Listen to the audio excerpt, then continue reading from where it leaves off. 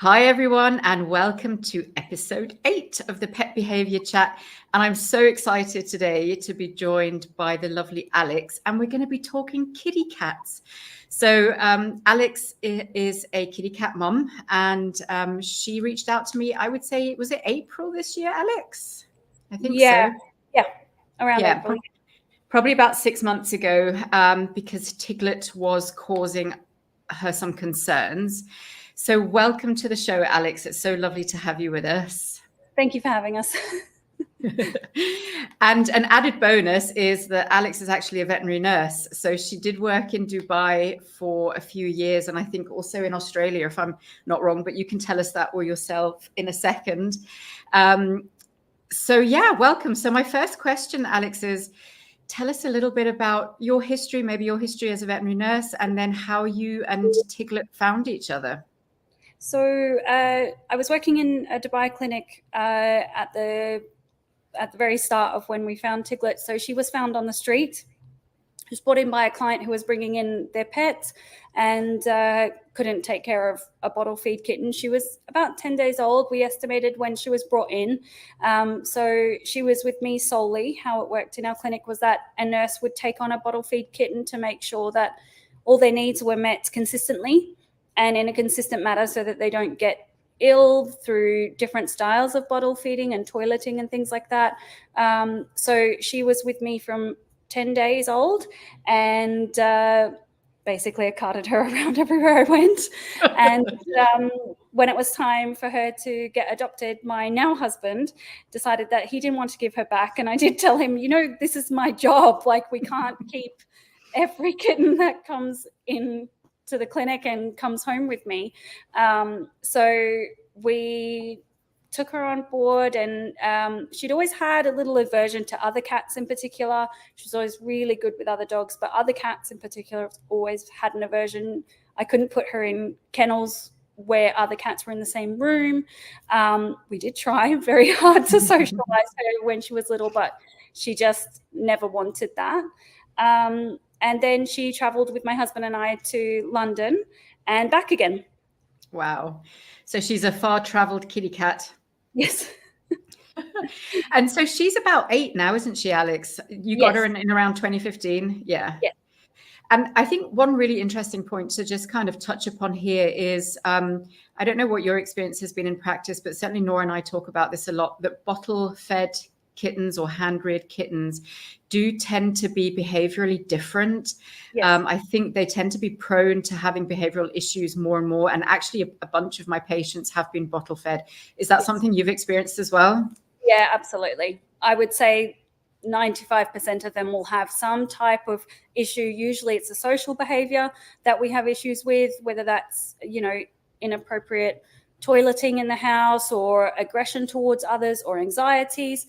We definitely would see that in the practices where I worked. And it would definitely be something at the forefront if a client brought their animal in for a behavioral concern. Yeah, no, for sure. I mean, I think there's a lot to do with that kind of maternal care in the first, weeks of life, especially in the cat socialization period. So kitten socialization periods are from about 2 to 7 weeks of age. And it's such an important time for them. And if they're missing that kind of maternal care, that maternal influence, maybe socializing with litter mates at that time, and then that all important natural weaning process, I think all of those things combined probably have an influence on brain health, brain development, all of those things.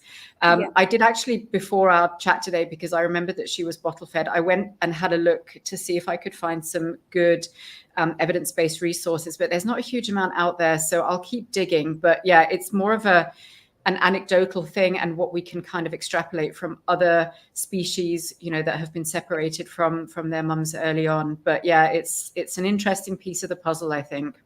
It's definitely something we would always consider. Like, it's a question that would have been asked, like any vet that I've worked with, if we have animals that come in with behavioral issues, whether or not that's the primary concern to come in for, that's definitely something that would be asked to see whether or not they're adopted.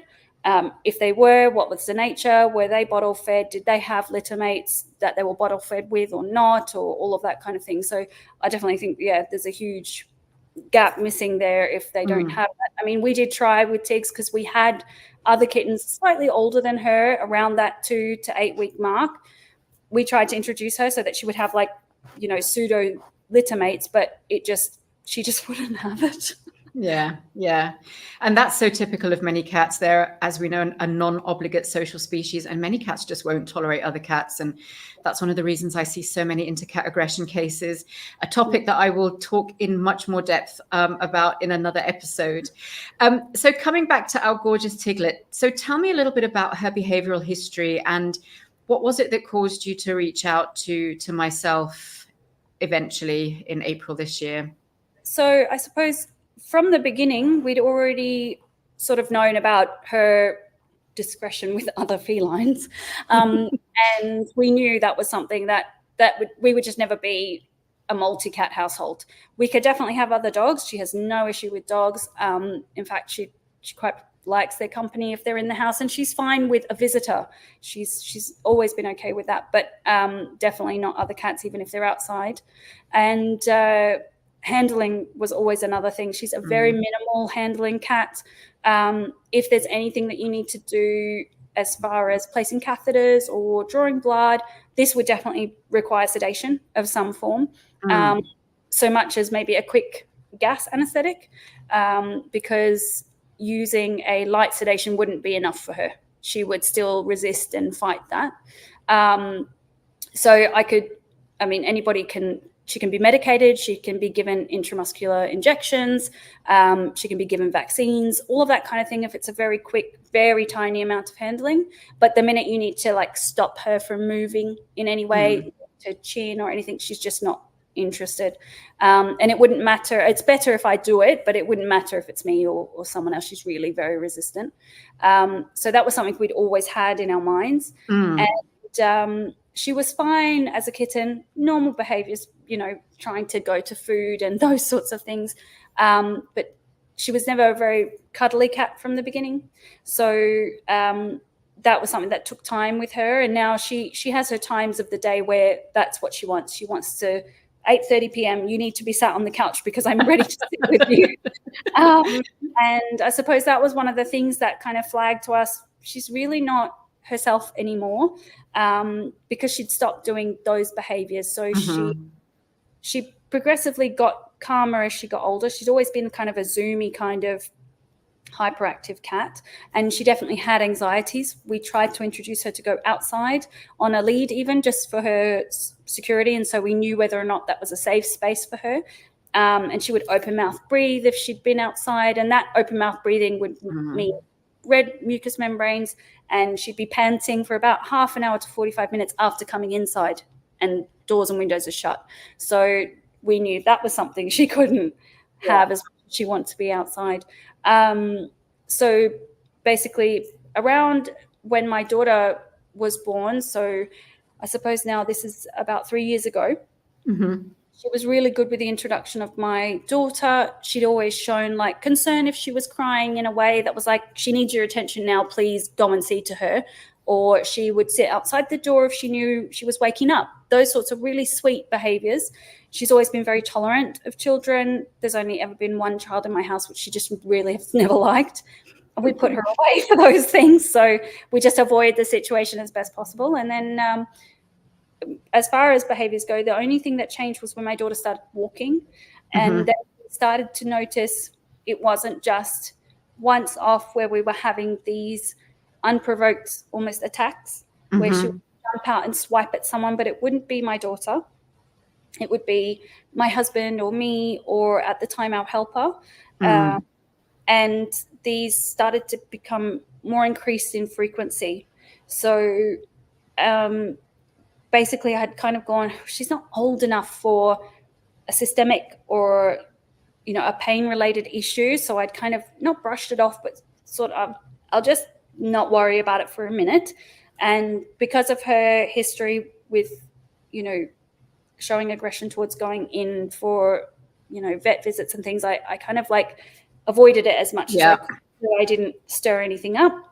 And basically these incidents kept sort of increasing in frequency, and it was becoming almost a daily thing. And then the minute that she touched my daughter, that was it. We were like, no, that's enough. She's never, ever touched her before. She's never shown aggression towards her before. She's always warned her if there was going to be something. And I just thought, no more. We can't live like this anymore. I was tearing my hair out. Yeah. So that's, I think, when you came to us, right, Alex? And I remember the presenting kind of signs were human-directed aggressive behaviors. And obviously, like you said, once I think she scratched your daughter on her arm, right? And there was quite a long scratch there. And I think that was the thing that sort of the straw that broke the camel's back for you, where I remember you said to me, we just can't go on like this. And I don't know whether we can continue having her in the home if she's becoming such a threat. And I also remember you sending me a bunch of really, it's not explicit, but very sort of detailed videos where I think you guys have like a dining table in your kitchen area, and she was on the chairs around the dining table. And whenever somebody would kind of come into the vicinity of those chairs, she would kind of swipe with her paws at people kind of walking past. And I think your helper at the time was involved there as well. So it was getting quite extreme, right? From what I can remember. Yeah. We've moved house. She's probably she's 8 years old, but probably 8 houses. We've moved a lot since she was with us, and it's just been circumstantial. It's not necessarily been on purpose or planned. And she's always been fantastic with moving houses. So I couldn't even put it down to, it's a change in environment, or it's a change because my daughter's here. It was really hard to distinguish where the trigger was. So for me, it was like, right, once we move house this time, I'm going to get her in, going to get her seen, get all the things done at one time.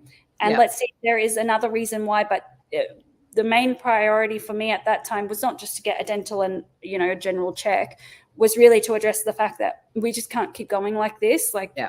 It was just becoming dangerous. We couldn't have visitors. She was starting to guard doors and things, which just, even though she's always been on the anxious side, that sort of stuff had never happened previously. And it was just becoming unlivable. Yeah, no, absolutely. And so one of the things that was on your questionnaire when we first met was that she had that recent veterinary workup. And one of the things that I think was found was that she had quite significant arthritis around her tail base. Yeah. So how long was that diagnosed before you came to see me? Can you remember? Was that quite short? Within a month. It was a really short period. Yeah. So it was diagnosed, and then the vet that I used to work with, she was like, I know someone, you need to see them straight away. This has got to be part of the reason why she's behaving like this. And when she had mentioned that this is noted in that area, it all of a sudden was like a light bulb. And I was like, oh, you know what? In the last year, I've noticed her have those shuddering twitches at the base of her tail, or avoid being touched there, or things like that. So it definitely was like, this is definitely something that has to be considered, because I just didn't think at her age that this could be something. Which is, I suppose, on my side where I kind of let it go a little bit, probably too long, because I had in my head, like, she's too young. Yeah, no, absolutely. And I think that's something that we're just recognizing more and more, whether it's in cats or in dogs, is that arthritis is no longer an old cat or dog disease. It's occurring earlier and earlier. We're seeing young dogs, that are 1-2 years old, especially kind of at-risk breed groups. And we're seeing it in cats as well. And, this crazy statistic that by the time cats are 12, something like over 80% of cats have changes on x-rays that are obviously osteoarthritis related. But that means that in the years running up to that, because it takes quite a while for something to develop to the point where you can see it on an x-ray. So in the run up to that, they're probably already experiencing inflammation, pain, all those types of things. And I remember also that you had mentioned to me that she was no longer kind of frequenting resting places that she used to go to, because she had that bed on the fridge, right? On the top of the fridge. She stopped jumping up to the fridge and things. And then it was like, when this was identified as a source of discomfort, it just made so much more sense. But those were the things that really drew me to be concerned, was that she wasn't going up to the normal places. Like, she's a cat who will jump from the floor to the top of a door, and then from the door to the top of like another 5-meter high object, whether that's a cupboard or a wardrobe, whatever it is, and then jump down from the 5-meter height. And she just stopped doing all these things that I was like, you are insane. Yeah. No wonder you have arthritis. Yeah. So, you know, and I worked, and I've always really enjoyed feline medicine in particular. I've worked in a feline only practice in London before, and that was something I really, really enjoyed. And throughout the part of my veterinary nursing career where I was practicing, I mean, feline nutrition was a huge part of that, making sure, you know, from the get-go, she was having the right type of diet, the right type of food, so that we avoid things like, you know, kidney disease and hepatic issues and all of these kind of things, on top of obviously the normal wear and tear, because I didn't want that to happen to her early. So I mean, sometimes it doesn't matter what you do. Yeah. And I think that's 100% correct. I think sometimes it absolutely doesn't matter what you do. You know, if arthritis is going to rear its ugly head, it's going to, unfortunately. But I think the thing with arthritis and pain in general is that, you know, catching it early and treating it, it can make such a massive difference, not only to their quality of life, but also to our quality of life, because it was really starting to affect you guys, you know, to the point where, oh my God, this is like no longer actually livable with. No, it was extremely stressful. Yeah. And I think it's important also to note that it probably wasn't just the pain, right? Like we had a kitty cat that was already predisposed to behavioral sensitivities. You know, like you said, she was always an anxious cat. She was never a particularly sociable cat towards other cats or humans for that matter.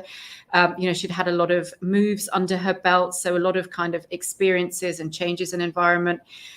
So I think, you know, we had a perfect storm of two things coming together: a cat that was already anxious and had perhaps a higher threshold of anxiety, and then the pain on top of that caused her to have these extreme behaviors. And it's really quite interesting. So when I first started practicing behavior medicine, one of my mentors said to me, if you have an animal, especially an older animal that has kind of been relatively stable in terms of their behavior for all of their lives, and then you have a sudden change like that, you always have to consider physical medical. And one of the first areas we go to for sure is pain. And Tiglet's just such a textbook example of that, right? She really is. So what did we do next? Or tell me, how did you then find kind of the treatment approach, and what were the challenges that you faced? Because I know that we did have some. So chat us through that a little bit. So initially she was on gabapentin 3 times a day, just till we could chat and see what it is she needed. That worked sort of short term, just to calm things down in the house and get everybody sort of like breathing again, until we started the sorry, what's it called? The fluoxetine, the Reconcile. Yep. Reconcile. So I just have in my head Prozac. Which is also correct. So until we sort of started that, got it on board and got it going. And it was about sort of 6 weeks into having that and having increased her dose to the 8 milligrams a day that she stopped urinating. There were like signs of improvement, but they weren't hugely significant. But, you know, we have to bear in mind that that takes time. Now we've sort of not completely resolved the issue of the urinary retention, but she's now regular. It's like, I know if by 9 o'clock in the morning she hasn't gone to the bathroom, I need to be watching her. And then the same in the evening, that's when she passes stool around 5, 6 o'clock. If she hasn't done it, I've got to keep an eye on her. So these are the only things that we have like issue with now. And that was really the only big hiccup we had. But the gabapentin that we have been giving her is still very much needed. I do notice there is a difference in her comfort when she's not taking it. But the wonderful thing is that now that she's on the fluoxetine, and it's really, really, it's evident in the last 4 weeks, she is almost like back to normal. Wow. She's starting to do those behaviors where, you know, she would seek comfort from you or wanting you to come and sit down. And that used to be what was happening 3 years ago, but stopped happening slowly. Like she just wouldn't sit with my husband and I, which used to be something she did very normally. She used to come and wake me up in the morning because I'm hungry, I'm ready for breakfast. Come down and feed her, and then she doesn't eat it. But, you know, like those sorts of things where she would annoy us for certain things she wants. She's now asking for treats, which she used to do and isn't doing, you know, wasn't doing for such a long time. And she started doing that in the last few weeks. She's back up on the fridge on her lovely heat pad up there right now. You know, really like it's just every week is more progression in her behavior, and she occasionally gets a little upset about cats out the front of the house, but really only very occasional. She can now sit at the window and watch them go by without making a fuss. She's much better with people coming in and out, and the only thing I've got to really worry about is shoes, or if I know a particular friend has 2 cats, I have to be very careful when she's in the house, because Tiggs wants to be near her, but the minute she smells cats on her clothes, that's it. She just goes wild. So those are really the only big ones. But pain management has been a huge, huge influence on it. And, you know, first we started with the gabapentin, and then introducing anti-inflammatories made a huge difference within a week, really. And then I was able to strip back that gabapentin, and now I kind of play it by ear, but mostly she's on that twice a day, and it really makes such a huge difference. Yeah, no, that's amazing. So let me just quickly jump in and just explain a little bit to anybody that might be listening about the different medications that Tiggs has been having. So the gabapentin is actually an amazing medication, and we're using it so much more in cats. And it has the dual effect of being both an anxiolytic, so reducing anxiety, but also being a really great medication for neuropathic pain. And the lovely thing about gabapentin, and that's why you said, Alex, you know, it was kind of a quick fix, not a quick fix, but, you know, something that you could do immediately to kind of allow everyone to breathe a bit again.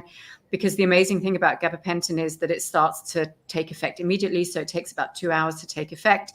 Then it lasts for 6 to 8 hours, hence the 2 or 3 times a day dosing. But it is really one of those almost kind of behavioral first aid medications that if you're in a point where you think, oh my God, like I have no idea how I'm going to carry on, then something like gabapentin, and obviously needs to be under the guidance of a vet or somebody who knows the medication really well, can be such a massive game changer in the first instance.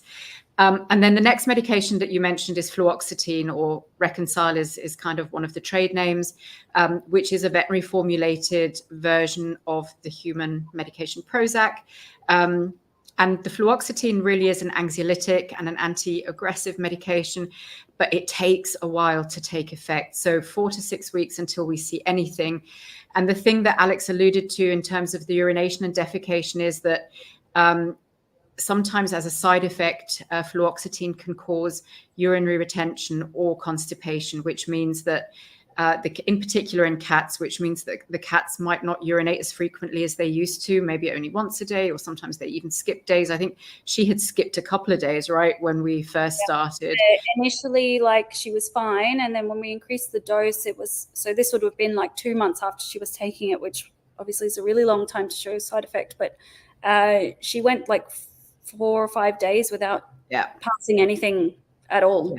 Yeah, and that's obviously something that we don't want. So we kept in really close contact. We kept a really close eye on her. And I think you went to the vet in the end, right, to get her bladder expressed. Yeah. And then we reduced the dose again. And then we very kind of slowly worked our way back up again. But that's why these medications absolutely have to be used under the guidance of a veterinary behaviorist or somebody who knows what they're doing with the meds, because they can have side effects, and we just need to be aware of those. We need to be cognizant of them. We need to have regular and frequent check-ins with each other. So just dispensing medication without that support, I feel, is not the best idea, as Tiglet showed us. Not at all. Yeah, definitely. Yeah. I mean, I think I was quite lucky with Tiggs because I have experience and I know the small things that you're looking for as a professional when you're looking after someone's client, rather than a home, like a normal pet owner. You know, I've been very fortunate enough to work in a Royal College veterinary hospital before when I was working in London, and obviously working in a feline only practice. I got a lot of, you know, experience with working on pain scales and what you're looking for and all of those things, even, you know, while cats are sedentary. So I was really fortunate to have that experience, and had great experience in small animal practice here in Dubai. So, you know, the types of behaviors and things we see in the UAE in particular are very unique. You don't see them in other countries and other colleagues where I've worked overseas, or other colleagues who I speak to who work in different countries, they can't believe some of the behaviours that we see. I mean, one of the most classic ones is if you're in the UK and a cat is showing some sort of slightly aggressive behaviour, you sedate them. You don't mess around. But here, if we were to do that, we'd be sedating every other patient. And there is no time in the day for that. And it's really not ideal for patients either. Because if every other day they have to come in for something, you just can't be sedated. You have to learn, different handling techniques. So I've been really fortunate for that, because it's allowed me to be able to avoid a lot of the triggered behaviours. When she did need to come in and be expressed, because she'd retained, her bladder for so long, and I was so worried. I was actually traveling at the time. And if it was me who had to take her in, I would know I've got one time to get her in that basket. And if it doesn't happen, don't touch her. But unfortunately, I had friends trying to get her into a crate, and they weren't fast enough. She got out, and it was 3 hours of trauma for her, basically, and that's, an experience now I can't reverse. So now every time that I go back to do that, I'm going to have to be really aware of it. And I couldn't ask them to medicate her and sedate her, basically, because they're not capable of tableting with a capsule. So these are all the little things that I guess are to my advantage in long term, are harder for others, where I've been quite fortunate. Yeah, no, for sure. And I think, the Arabian Mal cats that we encounter here in the UAE definitely are quite unique for many, many reasons. But their behavioural profile is one of those many, many reasons. And right, it can be a challenge. And again, coming back to gabapentin as a game changer, we have found, certainly in our practice, that gabapentin has been such a massive help here, because it's not a sedative.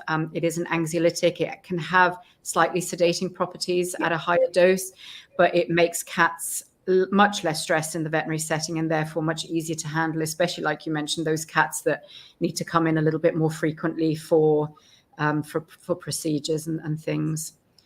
So just wanted to very quickly, I've got a couple more questions, but I just wanted to touch on the shoes quickly, because that was probably something of interest for people as well that are listening to this podcast. So we know that dogs have got amazing noses, and I think sometimes we forget that cats also have amazing noses. And in particular, when it comes to the smells of other cats, which is why, for example, if you have people that have cats at home and that are maybe feeding stray cats outside, coming home and having the smell of stray cat either on their shoes or their clothing can be really quite distressing. And that's a little bit where Tiglet fits in, right? Because whenever somebody comes to your house, and like your friend that has 2 cats, she immediately picks up on that, and she finds that very threatening. So one of the first things we actually did in our behavior treatment plan was ask everybody that comes to the house to leave their shoes outside or leave them at the front door, to make sure that those smells aren't brought into her kind of safe place in her home. Yeah, it's made a huge difference. So like, in the summer, I'm not going to ask someone to leave their shoes out the front door to melt. So I would put them straight away and just explain, look, I'm really sorry about your handbag and your shoes. I'm just going to have to pop them away because, otherwise we're going to have an issue. And, on the most people already know and are aware of our situation with Tigs at home, because I don't really invite, strangers to the house. We're quite, private people in that sense. So, it's really only family and very close friends. So they would already be aware of the situation and they know what they're coming to the house for. But, as a tiny kitten, this is something we've always had. It's always been present in the house. So if we have someone over who she knows but is not an everyday visitor, she would want to greet them, but immediately would be scent marking. And I know so many people think scent marking means they love me, they're kissing me. And I'm all in my head. I don't want to be that know-it-all who says, actually, that's really a sign of stress. She's really uncomfortable. And she's scent marking because she doesn't understand what this smell is and wants to put her smell all over it. So whatever else has come from outside is gotten rid of. Like even chewing on people's handbags, like I'd have to be very careful and watch her very closely to get that out the way quickly. But yeah, definitely 100% removing shoes from the equation has made a huge difference to having her, be comfortable with people she doesn't see every single day. And I tell them, if you have, if you have been at home today, just be aware she might be a little upset because she can smell your dog or your cat. Dogs, she's always been, like I said, okay with, but she can smell them. Yeah. And that's always, not been a huge trigger, but been something to be aware of. That's where she might, like, let's say my dad was undergoing chemotherapy and radiation for a while. She's always been really great with my dad. And during that period of time, if she came to sit on his lap, which she'd always liked to do, she'd out of nowhere just turn and bite him. Yeah. And yeah. I'd be like, oh, God, Dad, I'm so sorry. I just didn't expect this. And I'd put her away straight away. And I'd know immediately it's because he smells different. Right. And she is confused by the fact that smell is not what he should be like. Yeah. So, yeah, removing things straight away. Like, I didn't expect, like, I knew my friend has her cats, but I didn't expect Tiggs to base it. She was hissing at her and swiping within a minute of my friend being in the house. So I just said, I'm so sorry. I'll just take her upstairs. Luckily, my friend's super understanding, and nobody was hurt. But, these things are big triggers, and I think we need to be a little bit more aware of those things. Yeah, no, I totally agree with you there. And I think it's such an important point to highlight, because a veterinary behavior treatment plan isn't just about medication. I think sometimes, people can perhaps perceive that all we want to do is prescribe medication. And whilst, yes, absolutely, medication is a big part of what we have in our toolbox to help these animals, we need to look at the big picture, and we have to treat them comprehensively. So, giving medication without looking for those additional triggers and things that are really going to be stressors in the environment is not going to work, because there's no point in having an environment that's massively overloaded with triggers and stressors and then trying to combat that with medication. So that doesn't work.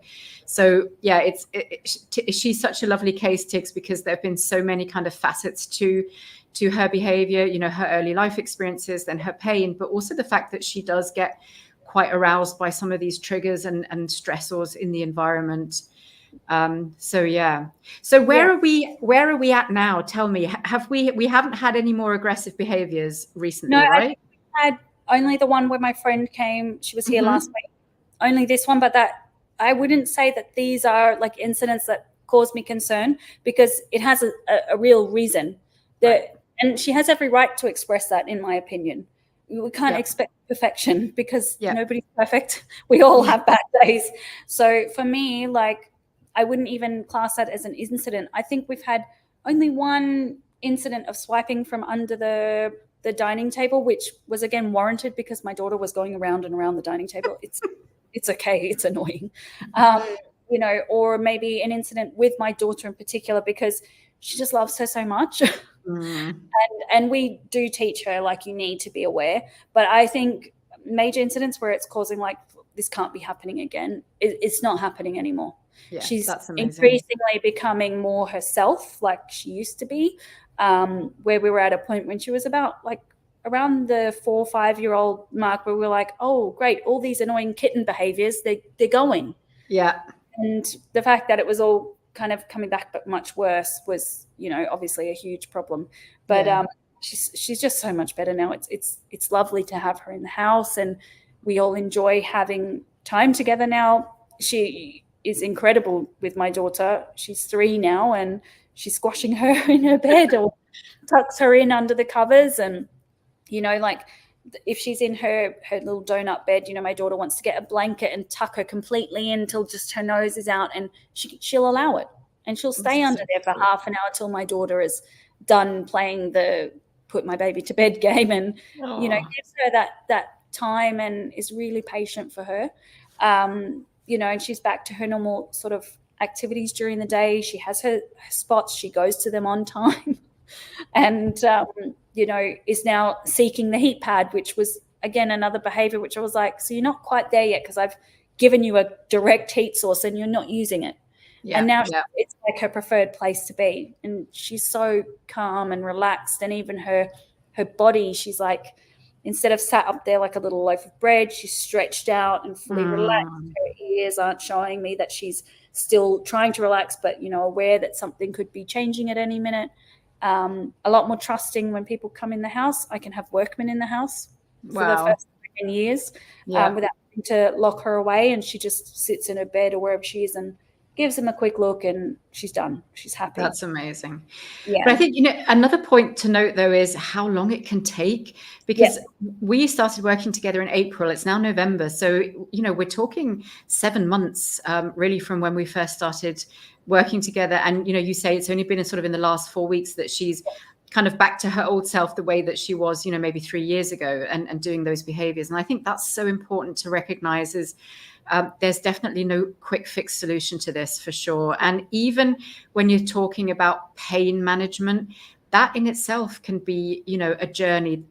I mean, you said you saw some big differences within the first week of the non-steroidal anti-inflammatory medication, but I think, comprehensively looking at everything and looking at the behaviors, yeah, I mean, I would say, 6 months isn't out of the ordinary for cases of mine to really get to a point. I think you can get quick wins quite quickly, but to get to a point where you're like, from a mental and emotional health standpoint, they're really doing very well now. It just takes time. And I think, again, Tiggs is a perfect example of that. And I think, it's so commendable that even with an older cat, you've been willing to invest the time and invest in her, because I think, again, the tendency, it's so easy to think, oh, well, they're just getting old. They're just getting older. This is just, normal for an older animal. And no, it's not. There's so much that we can do. And it's our duty to help, in particular, our senior patients, live out those last years in the best possible way they can. I mean, I personally, you probably have the same experience. Like, I've worked with 23, 24-year-old cats before. I have worked with cats that are on a medication for one thing that's either systemic or physical, or another one that is on 9 different medications and living a full, happy, comfortable life. Right. Just because they need medicine or they need a little help in some way doesn't mean that they can't still live a full life. In fact, this is what increases their lifespan and increases the quality of their life. And it's so, so important. Yeah. I mean, like you said, medication is not the only thing, but it's a huge helping.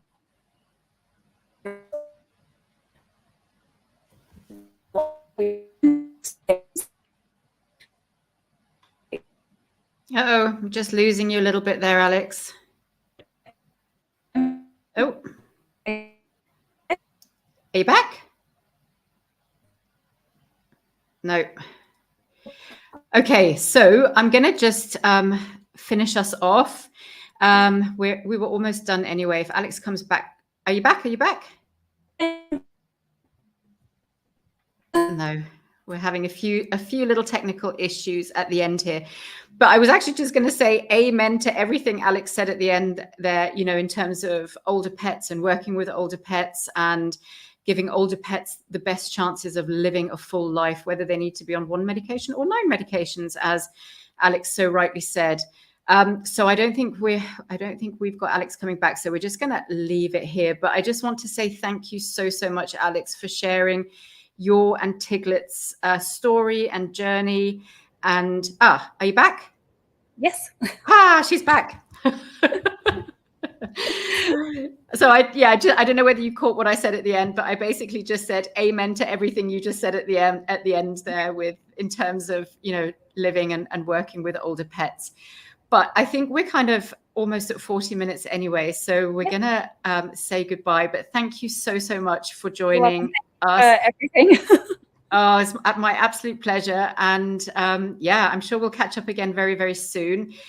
Give a big tickle under the chin to Tiggs for us. And maybe we'll do a catch up in 6 months or so and just see how things are going. I think that would be super interesting, just to give a little bit of continuity. Any final words before we sign off? I think it's, just if anybody, particularly in the UAE, is listening and you have an adopted street cat, like, give them a chance. Please don't give up on them, because they aren't the easiest, you can't exactly say breed, but type of cat to be, homing from the genuine place in your heart where you've taken them from the street or taken them from someone who's fostering. Give them a chance. If you come across, behavioral issues or whatever those issues are, you'd have to take that on with a pure breed cat that you got from a breeder. Like I said to my husband at the very start, who has absolutely no experience with animals, you do realize this is a 20-year commitment and you've just asked me to move to London. So if we're taking this cat, we're not giving her back in 3 weeks' time. We're taking her and she's coming with us and wherever we go next. So, fortunately we get so much life out of, you know, our time with cats. And, you know, that's where my heart is quite happiest. And we just need to be mindful of that. Don't give up on them and give them on to the next person. It's so easy to find them disposable almost here. Yeah. And people just go, well, it just doesn't work for me, so I'm giving them away. Yeah, no, absolutely. And amen again to that. So amen and amen to both of those things. And also, I think finally, just for me, help. We can help. You know, it's not something that you have to go through on your own, or it's not, if you find yourself in a situation that you're struggling with, just like Alex did, you know, if you get to a point where you think, oh my God, I'm not sure if I can carry on, there is definitely help available. And so, yeah, get in touch with us. We're here for you. And thank you, Alex. And we will see you maybe in 6 months. Yeah, that'd be great. Alrighty, bye for now. Bye.